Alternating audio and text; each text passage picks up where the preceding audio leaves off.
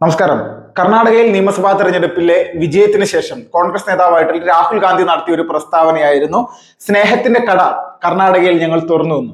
അപ്പോൾ ഈ സ്നേഹത്തിന്റെ കടയുമായിട്ട് മുന്നോട്ട് പോകുന്ന സമയത്ത് ഇപ്പോഴത്തെ ഒരു സിറ്റുവേഷനിൽ നമ്മൾക്ക് ഒരു കാര്യം മനസ്സിലാവും. സമ്പൂർണ്ണ പരാജയം എന്നുള്ള ഒരു രീതിയിലേക്ക് 2014 നരേന്ദ്രമോദി പ്രഖ്യാപിച്ച ഒരു ആദർശം അല്ലെങ്കിൽ ഒരു വാക്കുണ്ടായിരുന്നു, കോൺഗ്രസ് മുക്ത ഭാരതം. ഈ സംവിധാനത്തിലേക്ക് രാജ്യത്തെ പല സംസ്ഥാനങ്ങളും ഇപ്പോ ആ ഒരു ശൈലിയിലേക്ക് മാറിക്കൊണ്ടിരിക്കുകയാണ്. കോൺഗ്രസിനെ പൂർണ്ണമായിട്ടും അപ്പാടെ ഇല്ലായ്മ ചെയ്യുന്ന രീതിയിലേക്ക് കാര്യങ്ങൾ മാറ്റിയിരിക്കുന്നു. ഇതിന് ഉദാഹരണമായിട്ടാണ് ഇപ്പൊ ഇന്നലെ വന്ന ദില്ലി ഇലക്ഷനുമായി ബന്ധപ്പെട്ടുള്ള സർവേകളിൽ നിന്ന് നമുക്ക് മനസ്സിലാക്കാൻ സാധിക്കുന്നത്. കഴിഞ്ഞ 2020 തന്നെ അവിടെ നിയമസഭാ തെരഞ്ഞെടുപ്പ് നടന്ന സമയത്ത് ദില്ലിയിൽ കോൺഗ്രസിന് 0 സീറ്റായിരുന്നു. അപ്പൊ ഈ 0 സീറ്റ് നിലനിർത്തിക്കൊണ്ട് വീണ്ടും ഒരിക്കൽ കൂടി ദില്ലിയിൽ 0ന്റെ കട തുറക്കുന്ന ഒരു അവസ്ഥയിലേക്ക് കോൺഗ്രസ് മാറിയിരിക്കുന്നു. ഒരു തർക്കവുമില്ല. ഭൂരിഭാഗം എക്സിറ്റ് പോളുകളിലും കോൺഗ്രസിന് 0 സീറ്റുകളാണ് നൽകിയിരിക്കുന്നത്. ചിലതിൽ 0 മുതൽ 2 സീറ്റുകൾ, ഈ 2 സീറ്റുകൾ വരെ എന്നൊക്കെ പറയുമ്പോൾ ഏത് ആണ് ഈ 2 സീറ്റ് എന്നുള്ളത് കോൺഗ്രസ്സുകാർക്ക് പോലും അറിയില്ല. ഇങ്ങനെയാണ് ഒരു സിറ്റുവേഷൻ ഇപ്പൊ ദില്ലി ഇലക്ഷനുമായി ബന്ധപ്പെട്ടുകൊണ്ട് നിൽക്കുന്നത്. പ്രിയങ്ക ഗാന്ധിയും അതോടൊപ്പം തന്നെ രാഹുൽ ഗാന്ധിയും രാഷ്ട്രപതിക്കെതിരെ എല്ലാം നടത്തിയ, അല്ലെങ്കിൽ സോണിയാഗാന്ധിയൊക്കെ രാഷ്ട്രപതിക്കെതിരെ നടത്തിയ പ്രസ്താവനയിൽ നിന്ന് നമുക്കൊരു കാര്യം കൃത്യമായിട്ട് വ്യക്തമാണ്. ഇവർക്ക് അധികാരത്തിൽ നിന്ന് പുറത്തു പോയതിന്റെ, അല്ലെങ്കിൽ ജനങ്ങൾ ഇവരെ പൂർണ്ണമായിട്ട് തള്ളിക്കളഞ്ഞതിന്റെ വിദ്വേഷം അത് BJPയോട് മാത്രമല്ല ഈ രാജ്യത്തെ ജനങ്ങളോട് പൂർണ്ണമായിട്ടും നടത്തിക്കൊണ്ടിരിക്കുകയാണ്. ഇതിന്റെ പേരിൽ തന്നെയാണ് വലിയ രീതിയിൽ ജനങ്ങൾ ഇവർക്ക് തിരിച്ചടി ഇങ്ങനെ നൽകിക്കൊണ്ടേയിരിക്കുന്നത്. ഒരു തർക്കമില്ലാത്ത കാര്യമാണ്. അത്രത്തോളം വളരെ വലിയ രീതിയിൽ ഒരു രാജ്യത്തെ രാഷ്ട്രപതിയെ പോലും അപമാനിക്കുന്ന തരത്തിലേക്ക്, അതും ഈ ദില്ലി ഇലക്ഷനായിട്ട് ബന്ധപ്പെട്ട് നിൽക്കുന്ന ആ ഒരു സാഹചര്യത്തിൽ നടന്ന ഈ പാർലമെന്റിൽ നടത്തിയ, അല്ലെങ്കിൽ രാഷ്ട്രപതി നടത്തിയ ഒരു നയപ്രഖ്യാപന ആ ഒരു പ്രസംഗത്തിന് എതിരെ നടത്തിയ ഈ പറയുന്ന, അല്ലെങ്കിൽ ഇതുപോലെയുള്ള ആക്ഷേപങ്ങൾ, ഈ ആക്ഷേപത്തിൽ നിന്ന് ഒരു കാര്യം വ്യക്തമാണ്, ദില്ലിയിൽ സമ്പൂർണ്ണമായിട്ട് തോൽക്കാൻ പോകുന്നത്. എന്നാൽ കൂടി ഇരുന്നോട്ടെ, എന്നാൽ പ്രശ്നമില്ല, ഞങ്ങൾ പറയാനുള്ളത് പറയും, ഞങ്ങൾ രാഷ്ട്രപതിക്കെതിരെ പറയും, രാജ്യത്തിനെതിരെ പറയും. ഇതേ നിലപാടാണ് തുടരുന്നത്. ഇത് പാർലമെന്റ് ഇലക്ഷന് മുന്നും ശേഷവും ഒക്കെ രാഹുൽ ഗാന്ധി പല ഘട്ടങ്ങളിലായിട്ട് വിദേശ രാജ്യങ്ങളിലടക്കം പോയിട്ട് ഇതുപോലെയുള്ള പ്രസ്താവനകൾ. അപ്പൊ ഇന്ത്യൻ രാഷ്ട്രീയത്തിലെ ഏറ്റവും കഴിവുകെട്ടവനാണ് താൻ എന്നുള്ളത് ഒരിക്കൽ കൂടി വലിയ രീതിയിൽ തെളിയിക്കുന്ന രീതിയിലേക്കുള്ള ഒരു വളരെ വലിയ ഒരു സംവിധാനമായിട്ട് മാറുകയാണ് ദില്ലി തിരഞ്ഞെടുപ്പ് എന്നുള്ളതിൽ തർക്കമില്ല.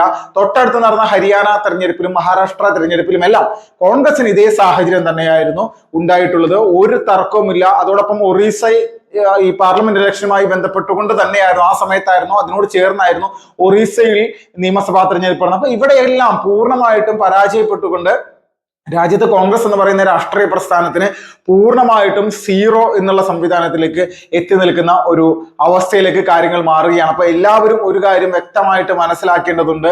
ഇന്ത്യൻ രാഷ്ട്രീയത്തിൽ കോൺഗ്രസ് എന്ന് പറയുന്ന രാഷ്ട്രീയ പ്രസ്ഥാനത്തിന്റെ പ്രസക്തി പൂർണ്ണമായിട്ടും നഷ്ടപ്പെടുന്ന ഒരു അവസരം. പിന്നെ മറ്റൊരു കാര്യം എന്ന് പറഞ്ഞാൽ, ആം ആദ്മി പാർട്ടി അവിടെ പരാജയപ്പെടാൻ ആഗ്രഹിക്കുന്ന ഇന്ത്യയിലെ ഏക ഒരു രാഷ്ട്രീയ പാർട്ടി BJP കഴിഞ്ഞ് അത് കോൺഗ്രസ് ആണെന്നതിൽ തർക്കമില്ല. കാരണം തങ്ങൾ എല്ലാ സ്ഥലങ്ങളിലും പരാജയപ്പെടുമ്പോൾ രാഹുൽ ഗാന്ധിക്കെതിരെയും സോണിയാഗാന്ധിക്കെതിരെയും പ്രിയങ്ക ഗാന്ധിക്കെതിരെയും എല്ലാം, അല്ലെങ്കിൽ കോൺഗ്രസിന്റെ നിലവിലെ നേതൃത്വത്തിനെതിരെ ശക്തമായിട്ട് സംസാരിക്കുന്ന ഒരുപാട് രാഷ്ട്രീയ നേതാക്കന്മാരുണ്ട്. തൃണമൂൽ കോൺഗ്രസിന് മമതാ ബാനർജി അടക്കമുള്ള പലരും, അല്ലെങ്കിൽ കെജ്രിവാൾ അടക്കമുള്ള പലരും പറയുന്നത് കോൺഗ്രസിന് ഇന്ത്യൻ രാഷ്ട്രീയത്തിലെ പ്രസക്തി നഷ്ടപ്പെട്ടു, ഇന്ത്യ മുന്നണിയിൽ കോൺഗ്രസിന്റെ ഈ പറയുന്ന നേതൃത്വം അത് മാറി ചിന്തിക്കണം എന്നുള്ള നിലയിലേക്കെല്ലാം ഈ കോൺഗ്രസിനെ എതിരെ സംസാരിച്ചുകൊണ്ട് പല രാഷ്ട്രീയ നേതാക്കന്മാരും ഇതുപോലെയുള്ള പ്രസ്താവനകൾ നടത്തി മുന്നോട്ട് വരുന്ന ഒരു സാഹചര്യമുണ്ട്.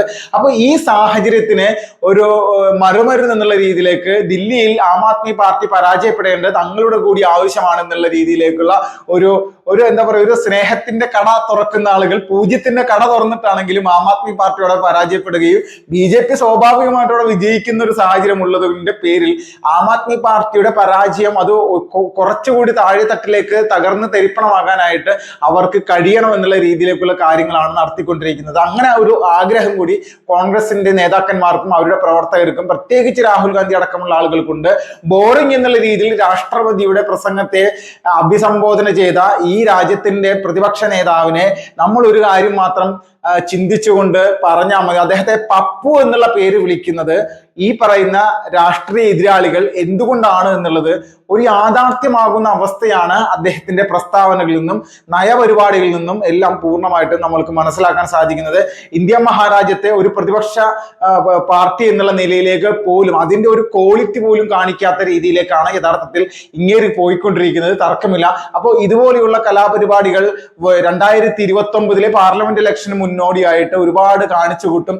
ഭാവി പ്രധാനമന്ത്രിയാണെന്ന് പറഞ്ഞുകൊണ്ട് ഒരു വാർഡ് മെമ്പർ പോലും ആകാൻ യോഗ്യതയില്ലാത്ത താനാണെന്നുള്ളത് രാജ്യത്തെ ജനങ്ങളുടെ മുന്നിൽ തെളിയിച്ചുകൊണ്ടേയിരിക്കുന്ന ഒരു സിറ്റുവേഷനിലൂടെയാണ് കാര്യങ്ങൾ പോകുന്നത്.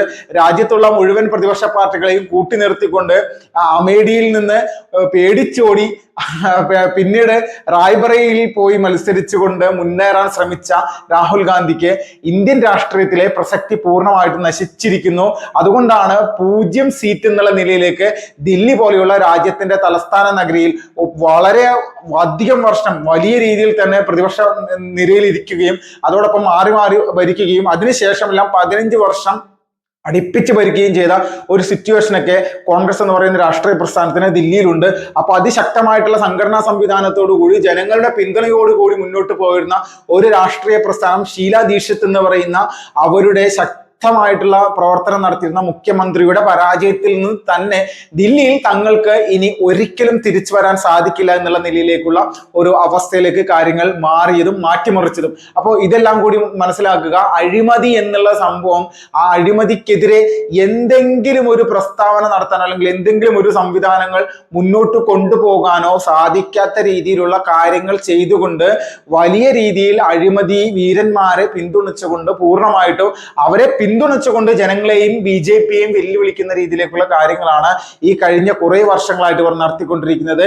നരേന്ദ്രമോദിയെ നരാധമനെന്ന് കോൺഗ്രസിന്റെ നേതാക്കന്മാരും സോണിയാഗാന്ധി അടക്കമുള്ള ആളുകൾ വിളിക്കുമ്പോഴും നരേന്ദ്രമോദി തങ്ങളുടെ ഹൃദയത്തിലാണ് ജീവിക്കുന്നത് എന്നുള്ള രീതിയിലേക്കുള്ള നിലപാടുകളുമായിട്ട് BJP-യുടെ പ്രവർത്തകരും ഈ രാജ്യത്തെ ജനങ്ങൾ മുന്നോട്ട് പോകുന്നതിന്റെ ഉത്തമ ഉദാഹരണമാണ് ആം ആദ്മി പാർട്ടി അടക്കമുള്ള വളരെ വലിയ രീതിയിൽ ജനങ്ങളുടെ ഇടയിൽ സ്വാധീനം ഉണ്ടാക്കാൻ എത്രത്തോളം വലിയ കള്ളത്തരങ്ങളും പറ്റിക്കലും നടത്തിക്കൊണ്ട് ചെയ്തിട്ട് പോലും അതിനെല്ലാം വലിയ രീതിയിൽ യാഥാർത്ഥ്യത്തെ പൂർണ്ണമായിട്ടും BJP ജനങ്ങളുടെ മുന്നിലേക്ക് എടുത്തു കാണിച്ചുകൊണ്ട് ദില്ലിയിൽ ഒരു സമ്പൂർണ്ണ വിജയം അല്ലെങ്കിൽ 50 മുതൽ 60 വരെ സീറ്റുകൾ വരെ നേടാനുള്ള സാധ്യത പോലും എക്സിറ്റ് പോൾ ഫലങ്ങൾ പറയുമ്പോൾ നമ്മൾ മനസ്സിലാക്കുക.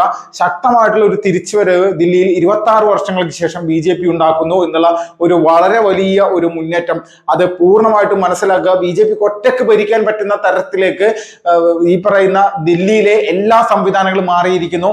ജനങ്ങളുടെ ഇടയിൽ കള്ളത്തരങ്ങൾ മാത്രം പറഞ്ഞുകൊണ്ട് ഒരുപാട് വിഷയങ്ങൾ നിരന്തരമായിട്ട് പറഞ്ഞുകൊണ്ടേയിരുന്ന അരവിന്ദ് കെജ്രിവാൾ എന്ന് പറയുന്ന ഇന്ത്യൻ രാഷ്ട്രീയത്തിലെ കുറുക്കനായിട്ടുള്ള ഈ അരവിന്ദ് കെജ്രിവാൾ പൂർണ്ണമായിട്ടും അദ്ദേഹത്തിന്റെ രാഷ്ട്രീയ ജീവിതം തന്നെ അവസാനിക്കുന്ന തരത്തിലേക്കുള്ള ഒരു തിരഞ്ഞെടുപ്പ് തോൽവി കൂടി ഏറ്റുവാങ്ങാൻ പോവുകയാണ് ദില്ലിയിൽ എന്നുള്ളതിൽ ഒരു തർക്കമില്ല. അത്രത്തോളം ശക്തമായിട്ടുള്ള ഒരു പോരാട്ടമാണ് BJP കഴിഞ്ഞ ദിവസങ്ങളിൽ അല്ലെങ്കിൽ കഴിഞ്ഞ കുറച്ച് ദിവസങ്ങളായിട്ട് ദില്ലിയിൽ നടത്തിപ്പോകുന്നത്.